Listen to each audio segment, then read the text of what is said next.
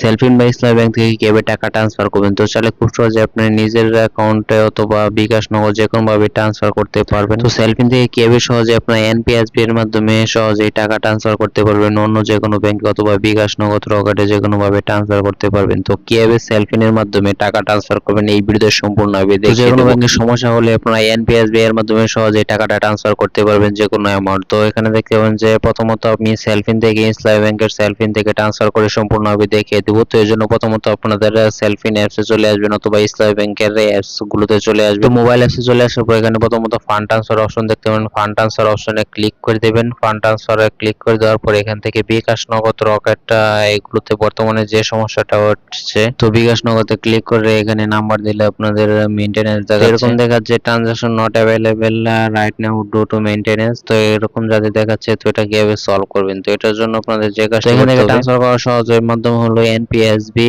তো দেখবেন যে একটা অপশন রয়েছে ফান্ড ট্রান্সফারের পরে ফান্ড ট্রান্সফার ক্লিক করলে এই দেখতে পারবেন যে এনপিএসবি একটা ইনস্ট্যান্ট উপরে লেখা হচ্ছে ইনস্ট্যান্ট ট্রান্সফার হবে এখনই। তো এখানে ক্লিক করে দিবেন। তো ক্লিক করে দেওয়ার পর এখানে সেলফিনে সিলেক্ট করা থাকবে, এখানে অ্যাকাউন্টে সিলেক্ট করে নেবেন। অ্যাকাউন্টে সিলেক্ট করে আপনাদের অ্যাকাউন্ট নাম্বারটা দিয়ে দিবেন। এরপর দেখবেন যে এখানে ব্যাংক অপশন রয়েছে, এখানে সাইড দিয়ে এখানে ক্লিক করে সমস্ত ব্যাংকগুলো দেখতে পারবেন। এখানে আপনি যে ব্যাংকে টাকাটা ট্রান্সফার করতে চান তো ওই ব্যাংক থেকে সহজে অন্য বিকাশ নগদ রকেটেও নিয়ে নিতে পারবেন। তো এখানে দেখতে পাবেন আমি যে ব্যাংকে ট্রান্সফার করবো জাস্ট ওটা সার্চ করে দিলাম। তো সার্চ করে দেওয়ার পর দেখবেন যে সিলেক্ট হয়ে গেলো। এরপর দেখবেন যে অ্যাকাউন্ট রিসিভার নেম। তো এখানে দেখবেন যে রিসিভার নেমটা যে ওই ব্যাংকের অ্যাকাউন্টের নাম যেটা রয়েছে জাস্ট ওটা দিয়ে নাম দিয়ে দেওয়ার পর আবার নিচে দিকে চলে যাবেন। এরপর এখানে রিসিভার অ্যাকাউন্ট নাম্বারটা দিয়ে দিবেন। তো অ্যাকাউন্ট নাম্বারটা এখানে বসিয়ে দিবেন। অ্যামাউন্ট আপনি কত টাকা ট্রান্সফার করতে চান তো এখান থেকে আপনার অ্যামাউন্টটা দিয়ে দিবেন কত টাকা ট্রান্সফার করতে চান। তো আমি এখানে নিজে থেকে পেমেন্ট রেফারেন্স আপনারা যে কোনো কিছু দিয়ে দিতে পারেন। আপনারা নিজেদের অ্যাকাউন্ট হলে সেলফ অথবা যে কোনো একটা কিছু